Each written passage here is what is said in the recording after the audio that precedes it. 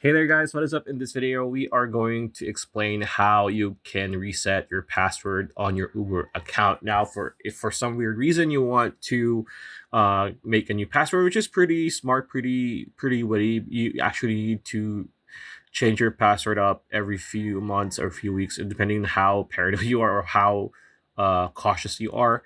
So once you are in your Uber account, you want to tap on the account option on the bottom right corner, like so.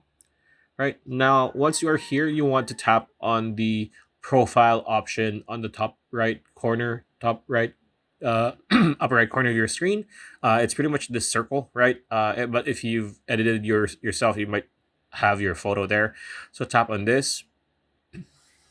Okay, so once you are here, you can now edit your profile, right? Edit your account, and you need to go to the password section, right? So tap on the password section. After that, you'll be needing to verify yourself. So they're going to be asking your current password. So just fill that up and then tap verify a password. And then after that, you'll be able to type in your new password. And once you have done that, you need to tap on update password, and then you will be good to go. So that's pretty much it. That's a video. Hope you liked it. Like, comment, share, subscribe, ring that bell icon. I'll see you on the next video.